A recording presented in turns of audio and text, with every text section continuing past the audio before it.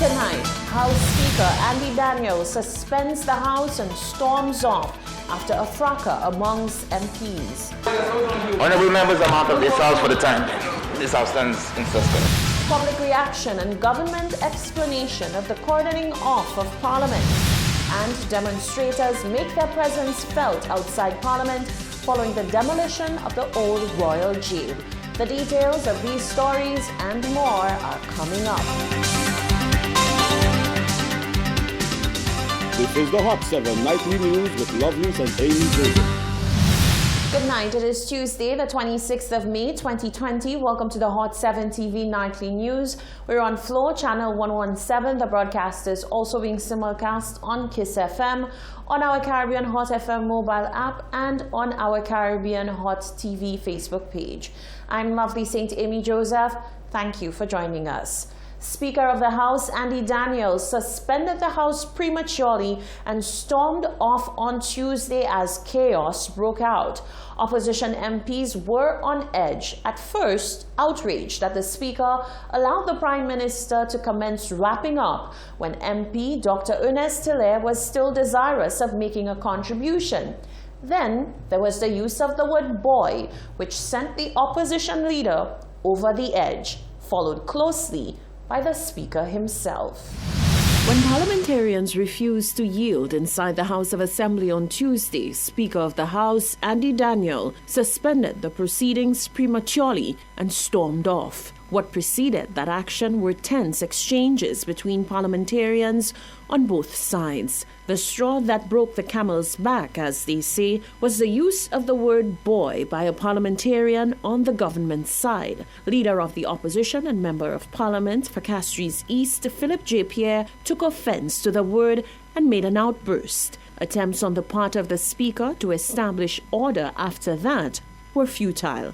Tempers had been flaring from a previous exchange. An exasperated Speaker suspended the House prematurely and made a swift exit. Honourable members, I'm out of this House for the time being. This House stands in suspense. The Speaker of the House has just suspended Parliament. There seems to be a dispute in the Honourable House.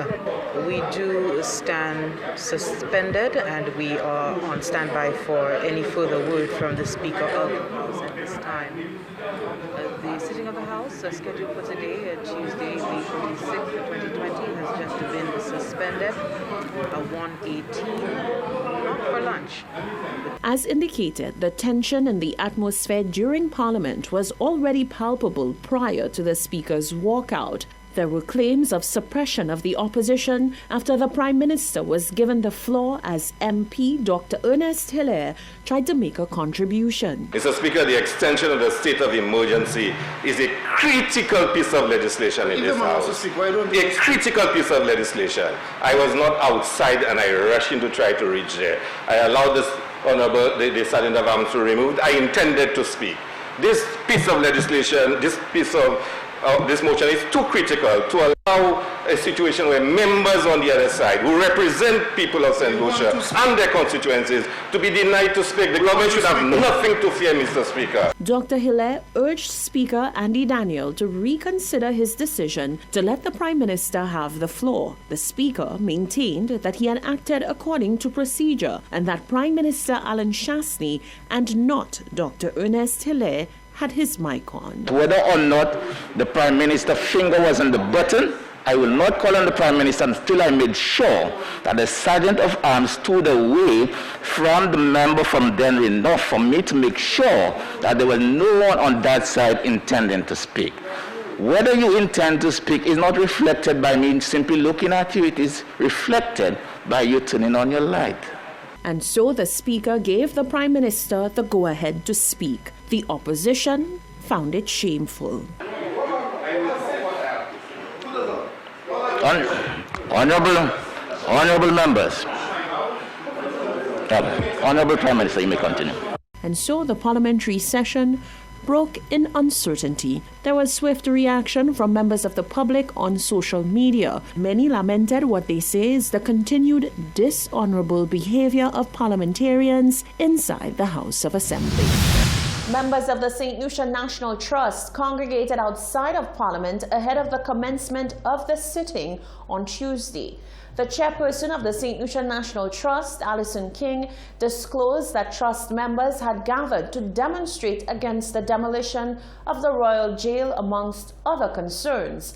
As the crowd grew, members of the opposition soon joined in. Shaka Wooding reports. Despite efforts of the Royal St. Lucia Police Force to deter members of the public from congregating outside of the House of Assembly, a crowd of irate citizens gathered just beyond the barricades to air their concerns on recent decisions by government. Perhaps the most well-represented issue was the demolition of the Royal Jail. Chairperson of the St. Lucia National Trust, Alison King, said members of the National Trust came out in numbers to ensure that the issue was not swept under the rug. King says the issue of the demolition is much deeper than the loss of this one site. She believes that the process by which decisions are being made by government is haphazard, and those at the head ought to be held to a greater level of accountability. The manner in which decisions are being made, without due consideration of the law and of people. So, to be honest with you, I have never found it necessary in all my 50+ years of life on this earth to find myself outside the House of Parliament. But I am moved today to be here. Corporate Services Manager of the National Trust, Janine Compton Antoine, responded to criticisms of the trust being anti-development for contesting the demolition of the Royal Jail. Compton Antoine underscored that the role of cultural heritage and creativity has been stressed greatly by the United Nations as countries move to realize the 2030 Sustainable Development Goals. The trust is not anti-development. The trust is development for all, sustainable development for all of St. Lucia. It is not an anti-development organization. But if as a people we see something going wrong, we have to stand up and say that it is wrong. The trust was formed by John Compton in 1975 for this very reason, to stand up for the people of St. Lucia and for the heritage of St. Lucia, and so we shall continue to stand strong and firm. This is not going to break us. The growing crowd was soon joined by members of the St. Lucia Labour Party, led by opposition leader Philip J. Pierre. However, Pierre stressed that the SLP did not organize the demonstration, but rather just wished to show their solidarity with the trust. I'm supporting the people. This protest wasn't organized by us, The Labour Party had no idea what is happening here. These are the people who are acting on their own behalf. If our party was to organize a demonstration, I can assure you there will be thousands of people here. That has nothing to do with us. It's a government that's running scared. It's clear that the people are angry. They realize that the government wants to suppress them. It's a government that wants to stop people from having their free expression. But the people will take the decision when the decision has to be taken. When approached for comment, former Prime Minister, Viewfort South MP Kenny Anthony had little to say, other than he anticipates the prevailing circumstances being dealt with in court. Jacka Wooding, Hot 7 News. Outside of Parliament was cordoned off on Tuesday, and it left members of the public questioning if deliberate attempts were being made to keep them at bay, and if so, why. ACP Wayne Showery sought to clear the air, claiming this was a regular exercise in terms of security procedures outside the House of Assembly. But members of the public were not buying it. Today's sitting of Parliament was outfitted with a heavy police presence, and the environment surrounding the House of Assembly was not its usual self, with all access points blocked off with barricades. We spoke to irate members of the public whose daily routes were affected by this move of police, especially given that they were not previously informed that this would be done. Go and bathe in seawater, but nowadays, at these Bay Horrors, if I only come by the boulevard right now, police block the place. You can't see nothing, but that's the first time in the history of St. Lucia I ever see that. I follow politics from George Odlum, John Compton, Mikey Pilgrim, Von Lewis, Stevenson King, Kenny Anthony. That is the first time I ever see the rights of citizens being trampled upon. Our boy, we stick in that. I was quite surprised. I was coming across from the car park and realized that the whole area was blocked, so I had to make the entire round to come around on this side. I don't know. I guess they are expecting something significant to happen this morning. What does a blockage mean?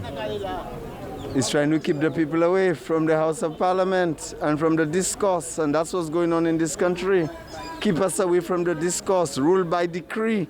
There is no democracy in this country.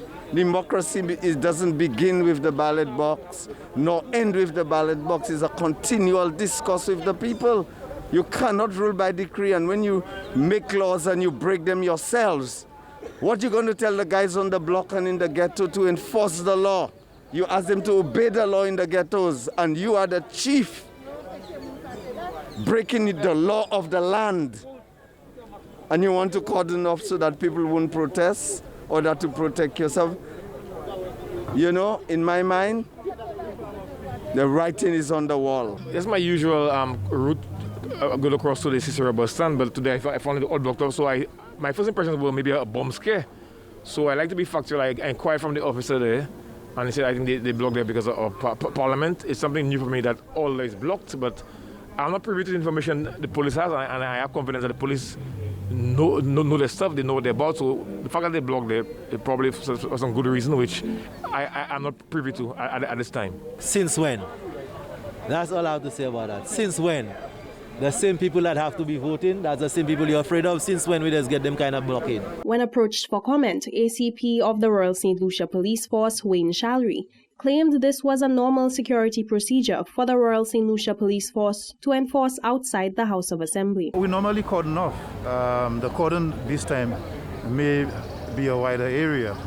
However, this is nothing out of the routine for Parliament and House of Assembly sittings. Remember, the police, our mandate is to preserve life, and we do that by maintaining order and ensuring security and ensuring that there is peace. We can definitely say we feel safe here at today's sitting of Parliament with the heavy outfit of police officers, but we must question why this move was made. Port 7 News, I am Jacques Wooding. Some irate members of the public are calling for Prime Minister Alan Chastanet to resign. The president of the Vendors Association is one of them. The concerned citizens have all expressed dissatisfaction with the Prime Minister wanting to extend the state of emergency for another 3 months. They are calling on St. Lucians to take a stand. Genevieve Gonzague reports. Members of the public are coming out to express their dissatisfaction with the leadership style of Prime Minister Alan Chastanet. On Tuesday, 26 May, as Parliament convened, members of the public spoke to the media expressing their concerns about the governance style of the administration. Peter Ras Iper Isaac indicated that the best remedy for the pain and discomfort that the masses are feeling right now would be the Prime Minister vacating his post as the leader of St. Lucia. In fact, we came to make something definitive, that we believe that the Prime Minister should resign, he should go. He cannot govern St. Lucia. He doesn't have the capacity we need to govern this country properly. He has been telling us a lot of untruths. He has not been doing due diligence. He has not been telling us what we're supposed to do. He has not done what he's supposed to do as the Prime Minister of this country. And therefore we think that we don't need to wait for elections for him to realize that he just cannot govern this country, and he should go, he should resign. Other members of the public likened the extension of the state of emergency to the beginning of a dictatorship by the Prime Minister. I need Lucians to rise up and stand for what they believe and stop hiding behind Facebook. Those who cannot, we understand, but those who can come out in numbers and support. The government wants to extend his state of emergency. Why? Why is that? If we're in a state of emergency, then the country should be shut down. There shouldn't be visitors coming in. There should not be the reopening of the country. So we want to know why. Another concerned citizen echoed similar sentiments. Now we're dealing with a dictator. I could remember way back as a little boy in the 1970s, that was the last time this thing happened. What remains to get in this country is tear gas. By all indications, it is shaping up to be a tense pre-election period. The supporters of the government say the detractors are loud and boisterous, but they believe that the silent majority support the government and its policy decisions. Reporting for Hot 7 News, I am Genevieve Gonzague. Thank you, Janive. You're watching the Hot 7 TV Nightly News. Still to come, the Prime Minister makes the case for the extension of the state of emergency, but the opposition says it's a cover-up for devious motives. Former inmates speak on the demolition of the old Royal Jail, and MP Guy Joseph says salary increases for MPs are not a decision of this administration. That and more after the break.